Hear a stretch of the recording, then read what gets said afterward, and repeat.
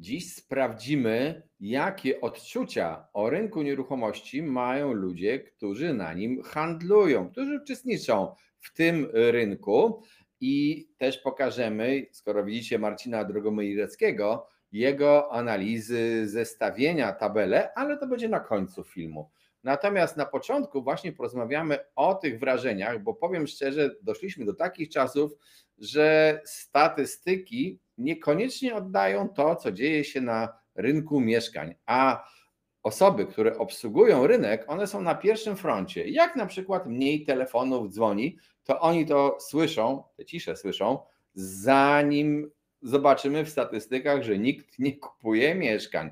Ja nie powiedziałem, że nikt nie kupuje, ale o tym porozmawiamy i powiem jeszcze jedną rzecz. Fragment rozmowy będzie odniesiony do rynku warszawskiego, ale proszę się nie obrażać, dlatego że po prostu rynki są różne w Polsce, zmieniają się różnie w czasie, ale bardzo często zdarza się, że ten rynek warszawski, rynek nieruchomości wyprzedza inne rynki. On wcześniej zaczyna się wznosić, wcześniej zaczyna spadać, a co jest pewne natomiast w odróżnieniu do mniejszych miejscowości, na pewno plajta jednego zakładu nie wstrząsa rynkiem nieruchomości w Warszawie, tak samo jak zbudowanie tego jednego zakładu. Jeżeli interesuje Ciebie rynek nieruchomości, trendy, prawo, co tu się w ogóle dzieje, no to subskrybuj nasz kanał, pisz nam w komentarzach propozycje nowych tematów, opinie o tym, co się dzieje także w Twoim otoczeniu oraz wspieraj nasz kanał, dlatego że wspierający zawsze dostają więcej. Możesz to zobaczyć na playliście dla wspierających. I zanim jeszcze oddam głos Marcinowi, to oddam głos Wam. A Wy w licznych komentarzach pod różnymi filmami naszymi macie takie odniesienia do swojej własnej pracy. Niekoniecznie do rynku nieruchomości, ale ktoś, kto na przykład zajmuje się obrotem paletami, mówi, że ten obrót mocno zwolnił. Obrót paletami to nie są materiały na opał, tylko on jak gdyby wiąże się bezpośrednio z transportem.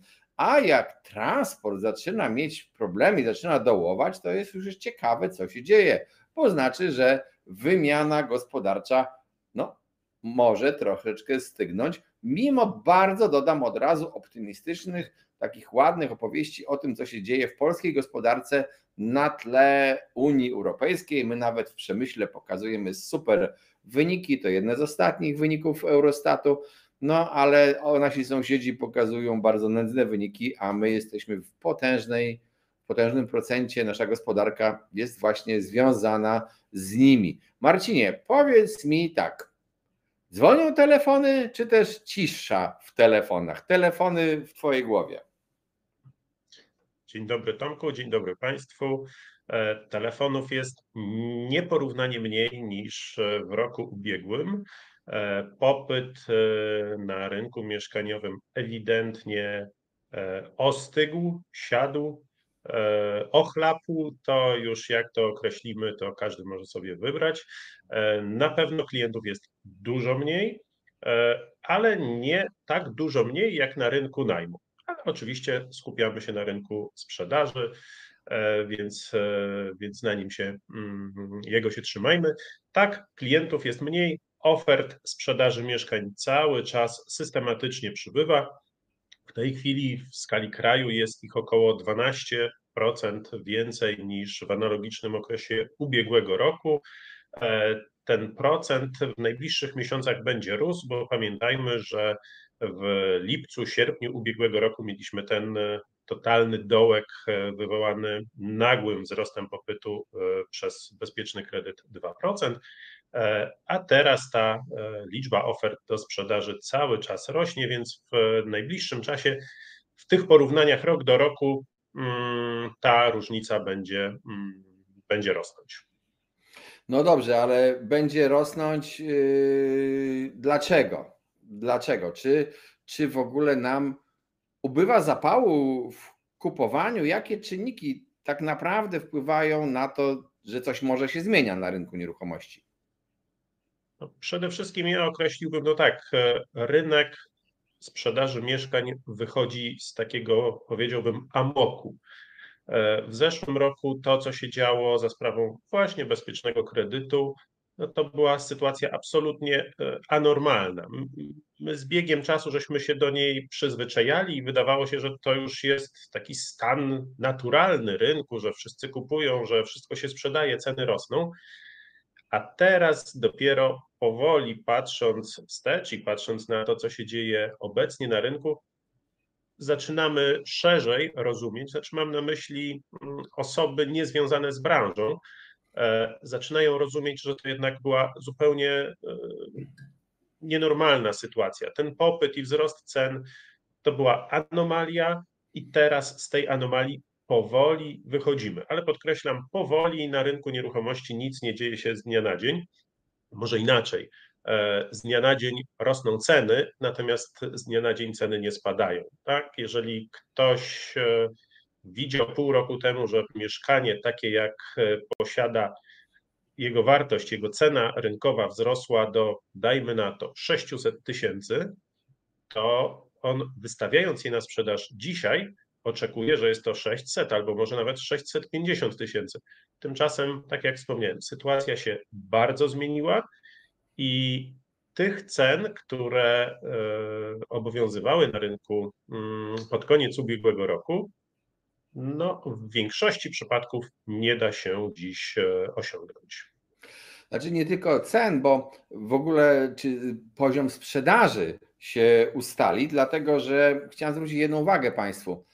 Ja bym się tak bardzo zawsze na ceny nie patrzył. Dla mnie w ocenie rynku nieruchomości ważniejszy jest obrót, a tak naprawdę nawet nie obrót liczony pieniędzmi, tylko liczba transakcji. Bo wyobraźcie sobie, że macie sytuację, że na jakimś rynku jest 100 transakcji w ciągu okresu X, a na drugim rynku o tej samej wielkości, liczbie mieszkańców jest transakcji 10. To który rynek jest bardziej przewidywalny, który rynek jest lepszy?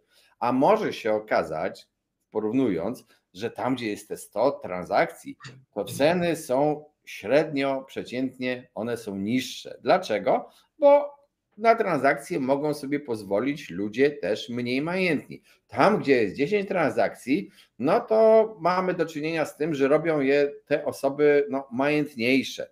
I wtedy, jak się porównujemy na statystyki, to możemy się spojrzeć, nie patrząc się na samą ilość transakcji, liczbę transakcji.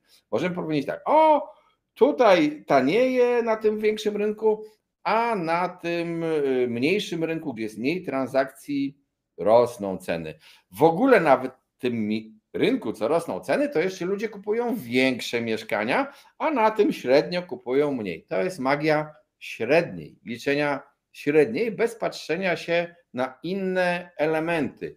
Dla ludzi, którzy zajmują się obrotem nieruchomościami, w tym dla pośredników, ale też dla zwykłych kupujących i sprzedających, znaczenie ma liczba transakcji, bo jak się władujesz w towar, który nie jest płynny, no to trudno ci z niego wyjść i cena zaczyna być teoretyczna, a przynajmniej czas sprzedaży się wydłuża.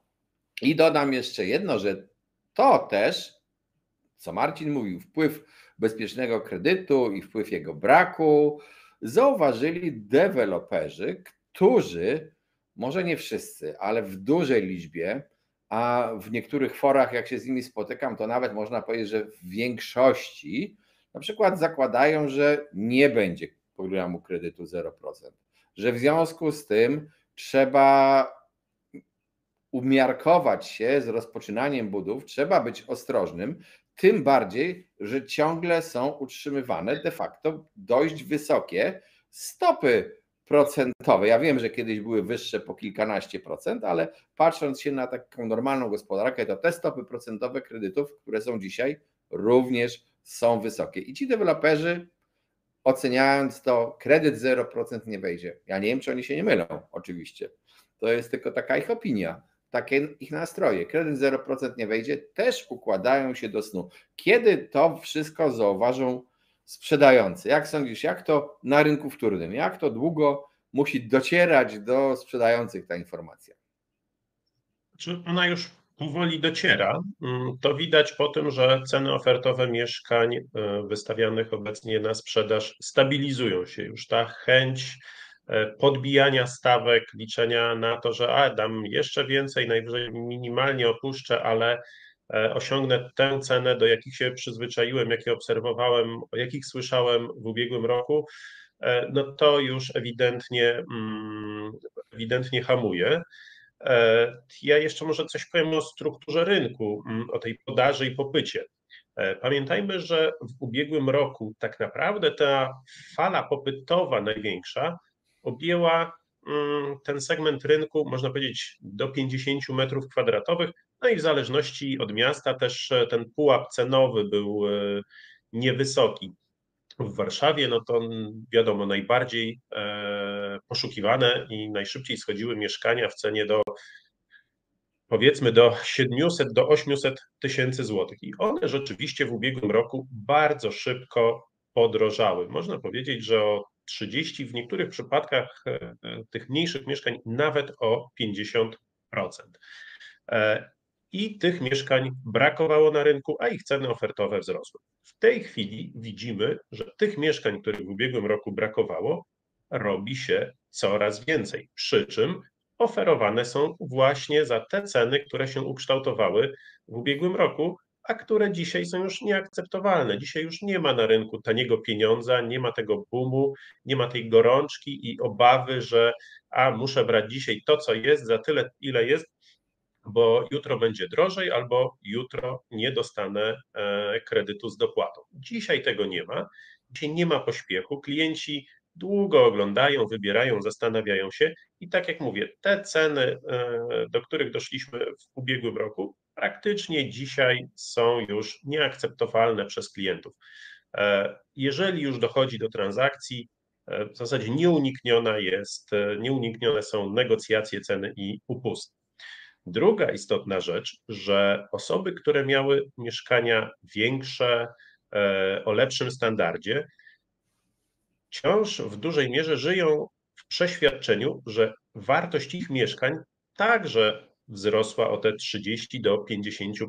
Więc mając mieszkanie, które rok temu wyceniane było na, przyjmijmy, 1 000 000 złotych, dzisiaj wystawiając je, oczekują też tego wzrostu.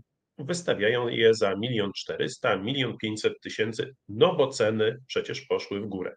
Okej, ceny poszły w górę, ale tych mieszkań z tańszego segmentu. Te mieszkania drogie, na nie nie było szturmu, one nie sprzedawały się jak ciepłe bułeczki i one tak nie zdrożały. Owszem, ich ceny też wzrosły, ale realnie o 10, 15, góra 20% to zależy od lokalizacji, od standardu.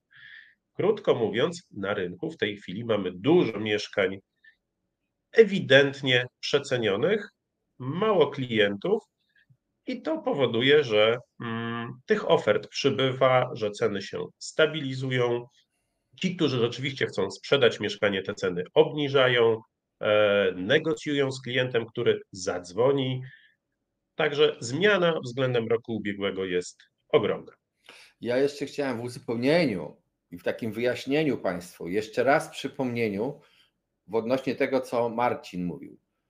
Rynki są lokalne i jeżeli Marcin mówi, że te mieszkania najpopularniejsze były do 50 metrów w tym kredycie, to jest w kredycie bezpieczny kredyt 2%, to jest oczywiście prawda, ale to jest szczególnie podkreślam słowo, prawda w Warszawie i może w kilku jeszcze miastach, gdzie po prostu ceny były takie, że na wielkości takiego typowego dwupokojowego mieszkania kończyła się możliwość finansowania. Bezpieczny kredyt w Warszawie, w lepszych dzielnicach w praktyce uniemożliwiał znalezienie i sfinansowanie tym kredytem zakupu mieszkania większego niż 2 pokoje. No oczywiście są peryferia, są gorsze budynki, takie transakcje też były.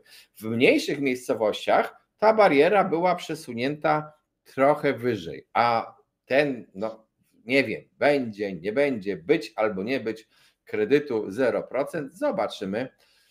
W każdym razie jego założenia, bo niektórzy ciągle liczą na ten kredyt, jego założenia, przynajmniej do tej pory, są takie, że w zasadzie, znowu mówię o Warszawie, ale w wielu dużych miastach, nabywcy tych tanich mieszkań, tacy typowi, są eliminowani wręcz, czy mocno ograniczani przez założenia tego kredytu. Ten kredyt, dla odmiany od tamtego, preferuje większe mieszkania. I tutaj właśnie jest przyczyna też kolejnego bólu niektórych deweloperów, bo jeżeli projektujesz blok, no to w takim bloku na osiedlu przewidujesz jakąś ilość mieszkań jedno-, dwu-, trzy-, czteropokojowych i projektując te liczby tych mieszkań, bierzesz pod uwagę taki typowy popyt, jaki jest. I każdy deweloper wie, jakim popytem cieszą się mieszkania jednopokojowe, że większym dwupokojowe, dwa, trzy małe pokoje to taki największy typowy popyt. Ja tu nie mówię oczywiście o jakichś ekstra lokalizacjach i rynku premium, tylko o takim typowym rynku deweloperskim. No ale teraz, jeżeli tym deweloperom skreśli się kredyt i tych dwupokojowców i tych małych trzypokojowców, to co oni mają budować? To powoduje również pewne takie oczekiwanie, ostrożność, można powiedzieć, u deweloperów. Nie chcę powiedzieć, że przestali budować, ale po prostu patrzą się na to ostrożnie i wiele osób profesjonalnie działających na tym rynku przyjęło w tej chwili taką pozycję: czekam. Tak samo pewnie jak Marcin, chyba zgodzisz się ze mną, też niektórzy sprzedający czekają, bo liczą, jednak wejdzie kredyt, a niektórzy kupujący też czekają chyba. Czy nie spotykasz się, czy raczej spotykasz się z takimi zachowaniami ludzi? Czy tego oczekiwania na kredyt na start, szczerze mówiąc, ja na rynku wtórnym nie obserwuję. Ci Na klienci, wyjaśnienie sytuacji. Powiedziałem na wyjaśnienie sytuacji, nie na kredyt, tylko na to, będzie czy nie będzie.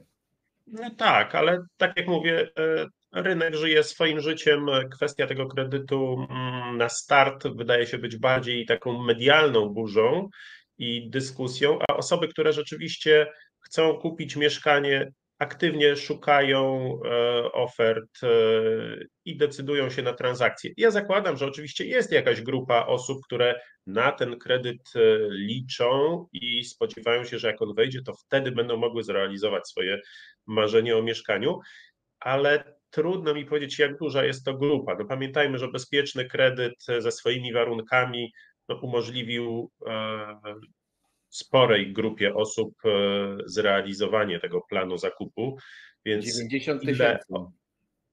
Tak, to Ponad. różne są te statystyki. Myślę, że dokładnie się nie dowiemy, ile tego było, ale to widać po tym, co się wydarzyło na rynku, jak duża to była grupa i jak ogromny miała wpływ na to, co się na rynku działo.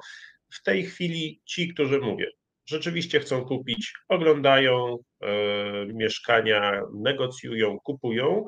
Sprzedający, ci, którzy chcą sprzedać, a nie ci, którzy myśląc o tym, co było w zeszłym roku, marzą o osiągnięciu super kwoty, ci też są elastyczni i dążą do zawarcia transakcji, ale oczywiście są też takie osoby, które mają przeświadczenie, że skoro ceny doszły do pewnego pułapu, no i teraz się tych cen już nie da osiągnąć, no bo popyt spadł, to oni poczekają, bo lada moment te ceny na pewno wrócą do tego poziomu. No tutaj nie byłbym tak optymistyczny. E, Raczej spodziewam się tego odwrócenia trendu, że te stawki albo będą spadać, albo będą utrzymywać się na dotychczasowym poziomie nominalnym, co oznacza, że realnie uwzględniając inflację, te mieszkania będą tanieć. Więc w tej chwili odwlekanie sprzedaży o kwartał, o pół roku, może nawet o rok, wcale nie oznacza, że za rok weźmiemy za nie więcej. Póki co nic na to nie wskazuje. No i tutaj bym wyraził wątpliwość, bo ja nie podejmuję się prorokować, o czym myślą politycy, co im się w głowach roi. Widziałem już zapowiedzi pani z Lewicy, z partii Razem, pani senator, która mówi, że będą dążyli żeby ukręcić łeb obrazowo mówiąc, pomysłowi kredytu 0%. ale może komuś z kalkulacji politycznej wyjdzie, że warto go wprowadzić, może go PiS poprze, ja nie wiem, to musimy cierpliwie poczekać i wtedy się okaże, że ci, którzy liczą na dalszy wzrost cen mieszkań i czekają spokojnie, mają rację. Ja przepraszam, że jest to trochę takie zamieszanie do tego, co Marcin opowiada, ale zaraz przejdziemy do wykresów cen. Najpierw pokażemy ceny w ogóle, jak się zmieniały, a potem wykresy. Tam Marcin przedstawia dwa wykresy, jeden z inflacją, z uwzględnieniem inflacji, drugi bez inflacji, indeksy cenowe. I tam na tych wykresach, jak bystrze spojrzycie, to zobaczycie takie siodełka, okresy, kiedy rynek układał się do korekty, która nie nastąpiła, bo rynek się już naturalnie przed COVID-em układał do korekty, ale COVID, można powiedzieć, pośrednio uratował rynek, dlatego że przypomnijcie sobie wtedy te prawie żadne zerowe stopy na lokatach czy na kredytach, kredyty, pieniądz prawie za darmo, ratowanie, duże pieniądze wpływające bez produkcji na rynek też, no to ucieczka była ludzi do kupowania mieszkań, no potem było zachęta do kupowania mieszkań pod wynajem z tytułu szturmu naszych gości ze wschodu, takiego wzmożonego szturmu w sensie ucieczki z Ukrainy i konieczności mieszkania tutaj. No potem znowu rynek zaczął dołować, bo podniesiono stopy procentowe i wtedy wszedł ten ratunkowy kredyt 0%, czyli Marcin już po raz czwarty, można powiedzieć, zapowiadasz, nie ty koniecznie personalnie, ale wielu analityków już po raz czwarty widzi, że rynek się układa do korekty, a 3 razy już został uratowany, czyli na ratunek nadejdzie po raz czwarty. Zechcesz to skomentować, zanim przejdziemy do tej tabeli z cenami, czy nie? Oczywiście. Ja zawsze stronię od prorokowania tego, co się wydarzy. Natomiast mówię o tym, jakie są bieżące czynniki oddziaływujące na rynek, albo jakie znikają. No a tutaj, co tu dużo mówić, taniego pieniądza nie ma. Popytu na rynku najmu, który generował u osób zamożniejszych chęć kupienia mieszkania pod wynajem właśnie, tego popytu na rynku najmu w tej chwili praktycznie nie ma. Ofert wynajmu mieszkań cały czas przybywa. Stopa zwrotu z inwestycji w mieszkanie pod wynajem spada i to spada w momencie, kiedy je wynajmiemy, a co dopiero, jeżeli stoimy, czekamy z pustym mieszkaniem. A tak jak mówię, mieszkań do wynajęcia na rynku jest bardzo dużo i chyba każdy, kto w tej chwili szuka najemcy, potwierdzi, że kolejek chętnych do wynajęcia nie ma, telefony raczej milczą. No więc tego popytu inwestycyjnego na rynku mieszkaniowym, czyli osób, które jakąś większą gotówkę mają, również nie ma. Pamiętajmy też, na to nie zwraca się uwagi, jak w ostatnich latach wzrosły koszty tak naprawdę doprowadzenia mieszkania do stanu pozwalającego w nim mieszkać. I tu mówię zarówno o rynku pierwotnym, gdzie dostajemy lokal w stanie deweloperskim i musimy zrobić podłogi, tynki, wyposażyć kuchnię, łazienkę, meble, to wszystko, to zdrożało. I biorąc pod uwagę, że ceny mieszkań są wyższe, ceny wykończenia i wyposażenia są wyższe, no, te wzrosty wynagrodzeń niestety nie pokrywają tych różnic, więc tego boomu w tej chwili się nie spodziewam. Krótko mówiąc, nie ma czynników w tej chwili, które by wskazywały na to, że w najbliższym czasie popyt na mieszkania będzie rósł. No nie ma, po prostu ich nie ma. Ja bym powiedział, wielokrotnie w tej audycji użyliśmy słowa rynek nieruchomości. Tak patrząc i zakładając, że rynek to jest coś, na czym rządzi prawo podaży i popytu, to nasz rynek nieruchomości nie istnieje po prostu. Nie ma w Polsce wolnego rynku. Raz wpływają politycy, ci tymi właśnie decyzjami o jakichś dotacjach, dopłatach, tanich kredytach. To jest jeden wpływ polityków.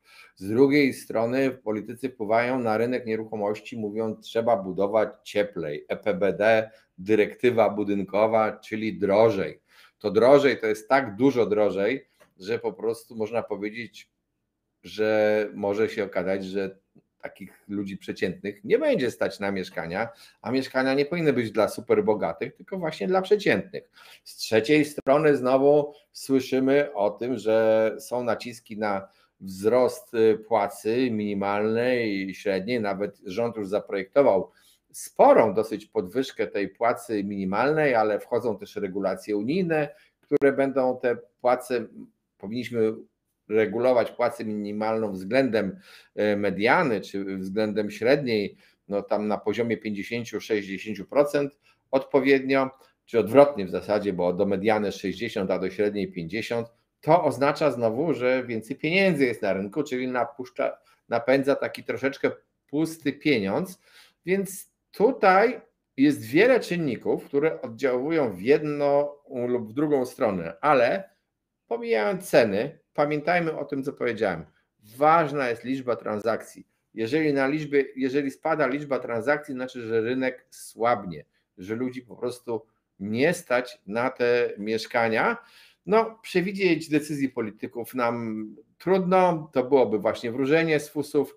My możemy mówić tylko o prawdopodobieństwie jakichś scenariuszy mniejszym lub większym i właśnie o czynnikach wpływających. Ale Marcin, nadszedł czas na Twoje tabele, czyli pokaż nam, opowiedz nam, jak zmieniają się ceny ofertowe mieszkań rok do roku i miesiąc do miesiąca. Opowiedz nam o tym. Ta tabela obrazująca średnie ceny ofertowe mieszkań na rynku wtórnym w największych miastach obrazuje to, co w tej chwili na tym rynku mieszkaniowym się dzieje. No i tutaj widać zmiany. Widać to, o czym mówiłem wcześniej, czyli że wzrost cen zdecydowanie wyhamował. Te wzrosty miesiąc do miesiąca, jeżeli są, to nie przekraczają 1%. Krótko mówiąc, można powiedzieć, że są to takie wahnięcia, które mogą generować niemalże pojedyncze oferty droższych mieszkań. Znowuż kolejny miesiąc są miasta, w których notujemy spadki średniej ceny ofertowej. No i ostatnia kolumna, która pokazuje wzrosty rok do roku, ona też, można powiedzieć, chudnie. W zeszłym miesiącu te wzrosty rok do roku były większe.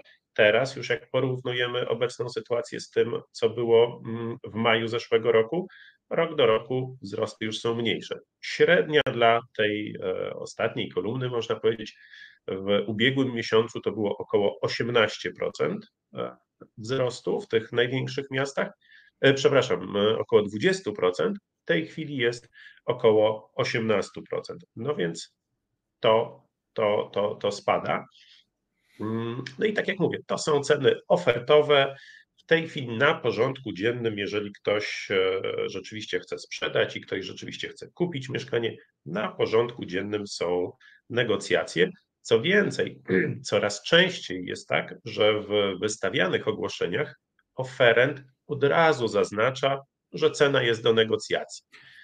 Oczywiście to w zasadzie nie występuje w przypadku ofert prezentowanych przez pośredników, ponieważ pośrednik wie, że tak się nie robi. Osoby prywatne, które mają trochę inne podejście do sprzedaży, podają cenę i od razu mówią: tak, cena jest do negocjacji. Tego też nie było w drugiej połowie ubiegłego roku i to oznacza, że ceny ofertowe są tak naprawdę cenami teoretycznymi. W praktyce mieszkania w tej chwili sprzedają się można powiedzieć, o kilka procent średnio taniej niż wynoszą ceny ofertowe. Ja przepraszam, Marcinie, za ten mój śmiech, ale po prostu pisanie cena do negocjacji No to ja poproszę o coś inteligentniejszego, bo to jest już w ogóle dno sprzedażowe. Wiadomo, każdy wie, że cena jest do negocjacji w górę albo w dół. To się jeszcze okaże. Negocjujemy, mamy prawo i po co od razu mówić, ja wystawiłem tylko te 100 zł, ale jest do negocjacji, sprzedam, jak co łaska dajcie, to sprzedam. No to jest żałosne.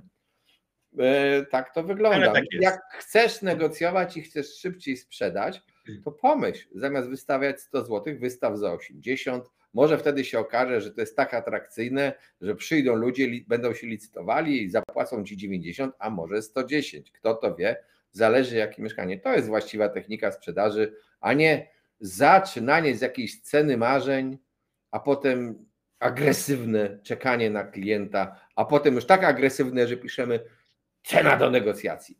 No, przepraszam za ten komentarz o technikach sprzedaży. Chcecie poznać techniki sprzedaży? Zapraszam na stronę symen24.pl. Tam są kursy o sprzedaży nieruchomości. Natomiast wróćmy jeszcze do tych cen i do tych kolumn. To, że w tej ostatniej kolumnie w Twojej tabeli spada ta różnica w stosunku do tego, co było rok temu, miesiąc temu z 20 do 18, no to nic dziwnego, to jest tak zwany efekt bazy. Po prostu już wtedy ta baza zaczęła gwałtownie rosnąć i zobaczcie, jak ogromna jest różnica między tym procentem zmiany miesiąc do miesiąca, a tym rok do roku. Ja nie mówię, czy to jest na plus, na minus, tylko o same te liczby. To jest w ogóle nie ten rząd. To nie są też te same rzędy liczb, więc mamy teraz coś nieśmiałego się dziejącego na rynku i to lepiej będzie widać, ale w zasadzie to Marcin, prosiłbym Cię, żebyś nam sporządzał też wykres nie tylko od początku, ale na przykład z końcówką dla ostatnich 12 miesięcy, bo tutaj musimy teraz się dopatrywać na tej końcówce tej małej zmiany. Proszę, wykres cen, na razie wykres cen nominalnych, a potem przejdź płynnie od razu do wykresu cen tych z uwzględnieniem inflacji. Indeksów, przepraszam, bo to nie jest wykres cen, tylko wykres indeksów cen. Proszę. To są wskaźniki trendu cenowego na rynku sprzedaży mieszkań i rzeczywiście tak, no, one obejmują długi okres od 2007 roku, odkąd te dane zbieram i analizuję. No i tak, ta do niedawna pionowa, ta świeca w górę, to jest właśnie okres bezpiecznego kredytu. No i od kilku miesięcy ten haczyk zaginający się w drugą stronę to jest, no właśnie, ostatnich kilka miesięcy, kiedy ceny przestały rosnąć, a w tej chwili można powiedzieć, że ceny nominalne w ujęciu tym indeksowym zaczynają delikatnie spadać. Dlaczego delikatnie i dlaczego tyle to trwa? To pamiętajmy, rynek nieruchomości cechuje duża bezwładność, zwłaszcza w kwestii spadków cen.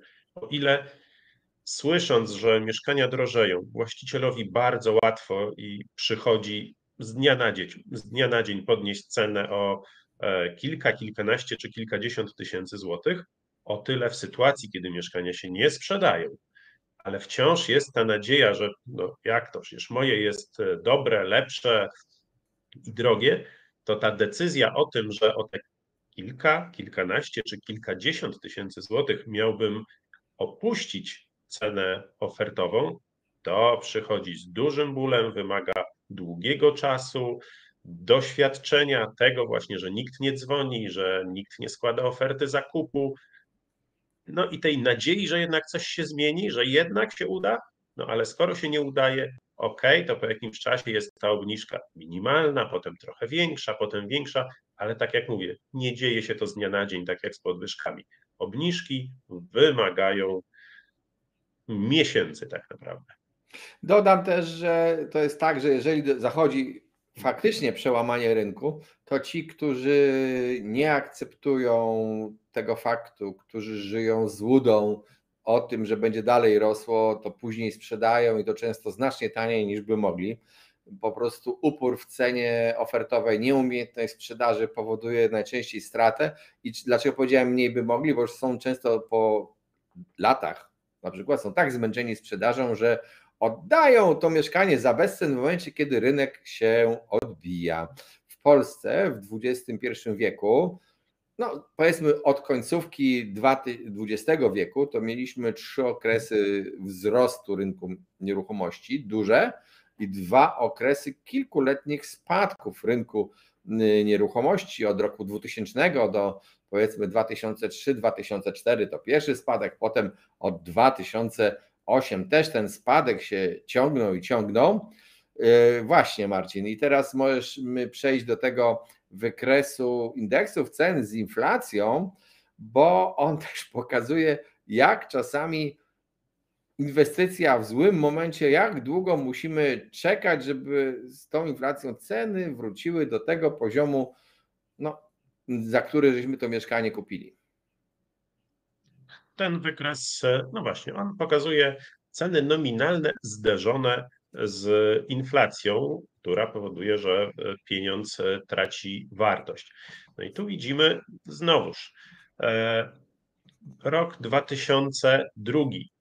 Ceny realne, czyli uwzględniające inflację, naprawdę szybko zaczynały spadać. Mieszkania stawały się, można powiedzieć, coraz bardziej dostępne, przez to, że realnie były tańsze. Następnie mamy znowuż zapowiedź, a potem wprowadzenie bezpiecznego kredytu w sytuacji, kiedy inflacja już hamowała, ceny mieszkań nominalne szybko rosły, no i mamy znowuż tę świecę ubiegłoroczną. No ale świeca znowuż skończyła się i w tej chwili od kilku miesięcy, biorąc pod uwagę to, że ceny mieszkań wyhamowały, a nawet obserwujemy już pierwsze spadki, a inflację dalej mamy, no to znowuż można powiedzieć, że realnie ceny mieszkań znowu zaczęły spadać. Cóż, no można powiedzieć takie życie. Delikatnie rzecz biorąc, rynek nieruchomości jest rynkiem po prostu cyklicznym. Każdy rynek jest cykliczny. Ten rynek, no niestety nie do końca jest rynkiem po prostu, a przynajmniej niewolnym, więc czasami te cykle są zaburzane. Znam takich, którzy już od jakiegoś czasu twierdzą, że w ogóle na ten rynek nadejdzie wielki krach w 2025. Zobaczymy, dożyjemy, przekonamy się, co się stanie. Reasumując naszą rozmowę dzisiejszą, to można powiedzieć tak, że widzimy w zachowaniach klientów tej strony popytowej no, mniejszą liczbę zainteresowanych nabyciem nieruchomości, przynajmniej tu w Warszawie. Jeżeli w Twojej miejscowości jest trochę inaczej, to może się okazać, że z jakiegoś powodu to następuje opóźnienie i ten ruch dojdzie do Ciebie, chociaż może jesteś akurat w tej szczęśliwej miejscowości, gdzie otwierają jakiś zakład pracy, jakiś więcej się dzieje i tam po prostu będzie drożało. Pamiętajmy o tej lokalności rynków. To jest jedno. Widzimy też, moim zdaniem, ja widzę w każdym razie grupę osób, które wstrzymują się od obniżenia cen za te mieszkania, dlatego że podejrzewają, że zostaną uszczęśliwieni tym kredytem 0%. I co ciekawe, a tego nie powiedzieliśmy wcześniej, wśród tej grupy są osoby, które mają do zaoferowania te mieszkania mniejsze, o których Marcin powiedział wcześniej, że one najmocniej wyskoczyły w górę, ich ceny, a które w praktyce, można powiedzieć, no praktycznie będą bardzo trudne do nabywania jako pierwsze mieszkanie dla tych ewentualnych beneficjentów kredytu 0%, gdyby, i teraz 2 razy gdyby ten kredyt wszedł i gdyby wszedł a jeśli by wszedł, to gdyby wszedł z takimi założeniami, jak do tej pory o nich słyszeliśmy. No na razie minister Hetman wycofał się na z góry upatrzone pozycje, czyli do Brukseli. Tam może walczyć razem z ministrem byłym drugim Budą o mieszkalnictwo europejskie. Zobaczymy, jak to panom się uda. Marcin, chciałeś coś powiedzieć jeszcze o naszym rynku nieruchomości, czy nie zgadzasz się ze mną wręcz? Nie, zgadzam się z Tobą jak Szkoda. najbardziej. Też jesteś doświadczonym pośrednikiem i analitykiem rynku. Co chciałem powiedzieć?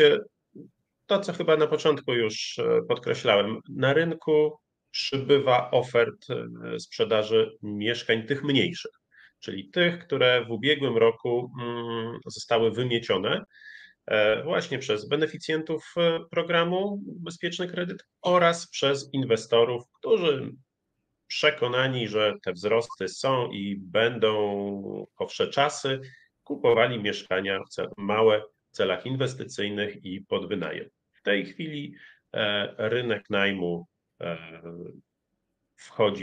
wszedł już w okres mocnego ochłodzenia. Inwestorów szukających tych mieszkań w tej chwili jest jak na lekarstwo. Osób, które korzystając z kredytu komercyjnego obecnie, czyli nie taniego, chcą kupić małe mieszkanie za, no powiedzmy sobie szczerze, za duże pieniądze, nie ma tak wiele na rynku. Jeszcze tutaj przy okazji zwróciłbym uwagę, że powoli dochodzimy do momentu, w którym znowu wynajęcie mieszkania stanie się prawdopodobnie wyraźnie tańsze od jego zakupu na kredyt i płacenia comiesięcznej raty. W tej chwili stawki na rynku najmu stanęły, a w wielu przypadkach spadają.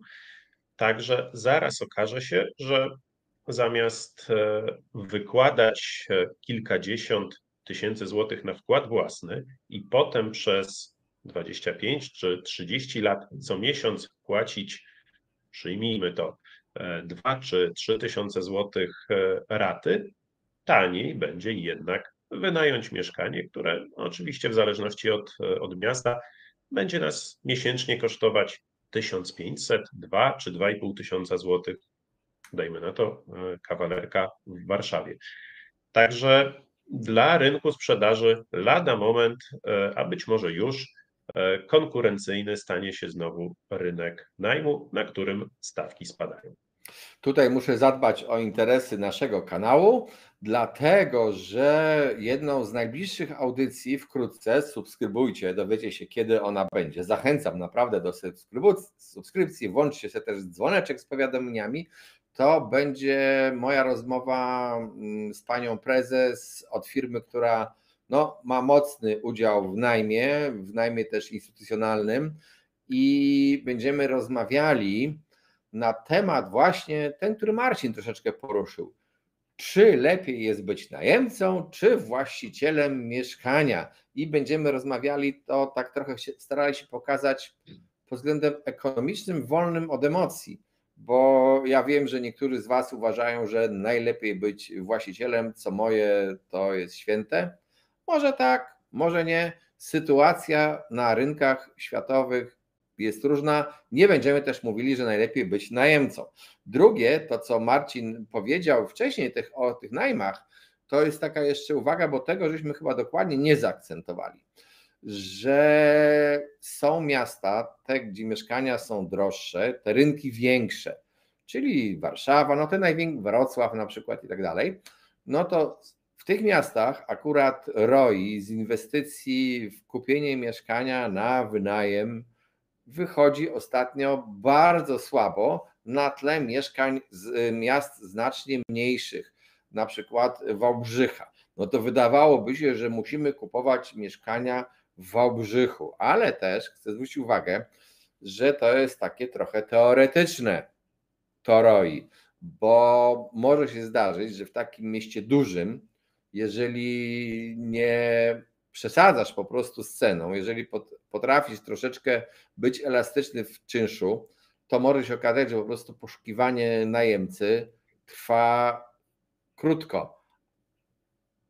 Dzień, 2, tydzień, 5 tygodni, różnie. To różnie bywa w zależności od Twojego oporu i w zależności od tego, jaki towar masz. Natomiast w tych miastach, gdzie to ROI jest teoretycznie duże, to może się okazać, że jak Ci się lokator wyprowadzi, to potem 3 miesiące szukasz tego lokatora, więc powiedzmy sobie, w tym ROI nie można tak przyjąć, że dobrze, to w każdym mieście zakładamy dokładnie ten sam również pusty okres na poszukiwanie lokatora. To może być różnie. Rynki takie, gdzie ludzie chcą mieszkać, po prostu są mocniejsze, bo nie podlegają takim nagłym, gwałtownym fluktuacjom. No i cóż, Marcin, dziękuję Ci bardzo za udział w audycji. Was jeszcze raz zapraszam do subskrybowania, no bo właśnie możecie się dowiedzieć, kiedy będą takie ciekawostki, którą zapowiedziałem, no i więcej innych. Zapraszam do wchodzenia na stronę symen24.pl, gdzie znajdziecie nasze audycje z wykresami, z tabelami w formie statycznej, wygodniejszej może do oglądania niż na ekranie filmu, gdzie znajdziecie szkolenia o obrocie nieruchomościami, sporo wiedzy dodatkowej. No, oczywiście zapraszam do wspierania i do pisania nam w komentarzach swoich spostrzeżeń na temat rynku, wymiany myśli oraz do sugerowania nam nowych tematów audycji, bo wiele audycji, właśnie chociażby ten najem versus sprzedaż, jest robione, czy będzie robione właśnie specjalnie pod Wasze oczekiwania. Dziękuję Wam bardzo, cześć, trzymajcie się.